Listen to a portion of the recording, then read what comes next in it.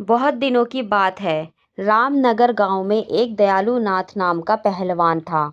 उसका नाम तो दयालु था, पर दया उसके स्वभाव में नहीं था। उसकी माँ का नाम सीता था। उसने मेहनत मजदूरी करके दयालु नाथ को पाल पोस कर बड़ा किया था। वह बेटा जो कि 10 वर्ष बाद बड़े ही मन्नतों से पैदा हुआ था। छोटे से ही वह बहुत ही बदमाश था। गांव के सभी बच्चों से हमेशा लड़ता झगड़ता रहता था। माँ सोचती थी अभी छोटा है, इसलिए ऐसा करता है, बड़े होने पर नहीं किया करेगा। कुछ सालों बाद जब वह बड़ा हुआ, फिर भी उसकी आदत वैसे ही थी। और तो और वह अपनी माँ की इज्जत भी नहीं किया करता था।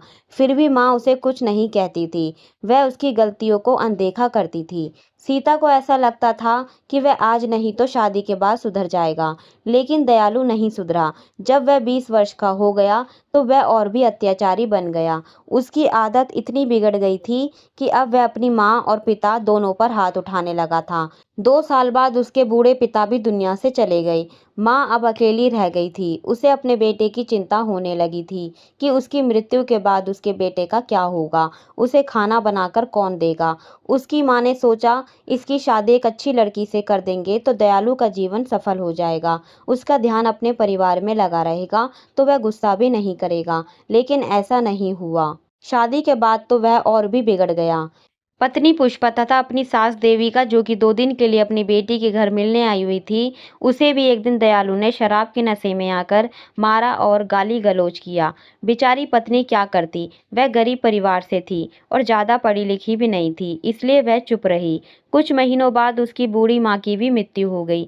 4 साल के अंदर उसने 3 बच्चों को जन्म दिया। दयालु उन बच्चों को भी मारा पीटा करता था। पुष्पा ये गम सहती गई और कुछ ना कह पाती थी। नौकरों की तरह घर के सारे काम किया करती थी।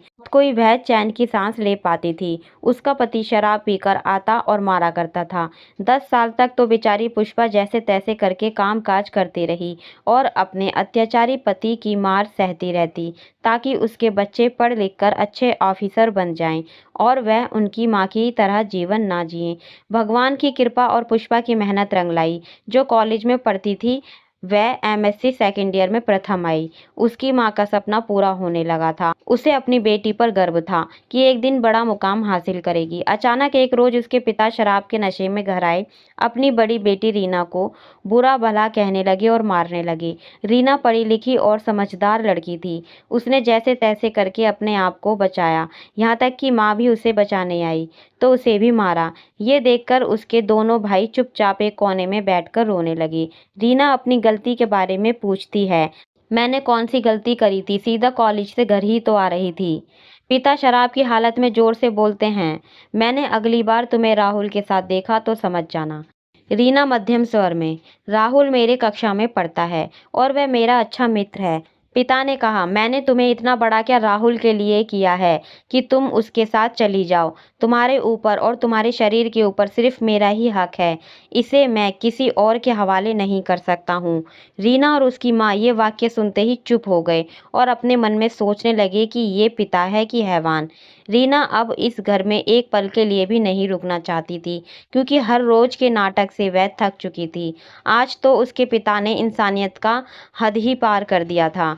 आज तो उसके पिता ने इंसानियत का हद ही पार कर दिया था। अब उसे पिता नाम से भी घृणा होने लगी थी। आसपास के लोग भी उनकी मदद करने से डरते थे।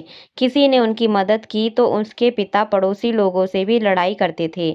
लोग उनकी मदद तो करना चाहते थे, पर कर नहीं पाते थे। उसकी माँ ने उसके लिए इतना संघर्ष किया था, उसे रीना पूरा करना चाहती थी। एक दिन जब उसके पिता घर से किसी काम के लिए 2 दिन के लिए बाहर चले गए थे, तभी पुष्पा ने सोचा, ये अच्छा मौका है। रोज रोज के झगड़े से तंग आकर पुष्पा ने रीना की शादी अपने सहेली के बेटे राहुल, जो कि उसके कक्षा में ही पढ़ता था, उससे करा देती है और अपनी बेटी को इस नरक से निकाल देती है। उसी रात रीना और राहुल उस गांव से चले जाते हैं और नागपुर शहर में जाकर अपनी आगे की पढ़ाई करते हैं। घर पर जब उसके पिता को ये बात पता चलती है तो हमेशा की तरह फिर से लड़ाई होती है। लेकिन समय बीतता गया। जल्दी रीना वकील बन गई। उसने अपनी माँ पुष्पा को उस नरक से आज़ादी दिलाई और अपनी माँ सहित दोनों छोटे भाइयों को अपने साथ अपने घर में रखकर अच्छी तरह से पढ़ा लिखा रही है। आज वह एक सम्मान का जीवन व्यतीत कर रहे हैं। अतः पुष्पा का ये संघर्ष पूरा हुआ। उधर उसके पिता अब अकेले अपनी ज़िंदगी जी रहे हैं। कोई भी उन्हें खाने के लिए नहीं देता है। जैसे-तैसे वह पापी अपना जीवन जी रहा है। या कह सकते हैं कि अपने कर्मों की सज़ा भुगत रहा है। इसलिए ऐसा कहा जाता है कि धरती पर स्वर्ग और नरक है। जो जैसा कर्म करेगा, उसे वैसा ही भुगतना पड़ेगा। इसलिए सबके साथ अच्छा व्यवहार करना चाहिए, ताकि हमारे साथ भी लोग अच्छा व्यवहार करें।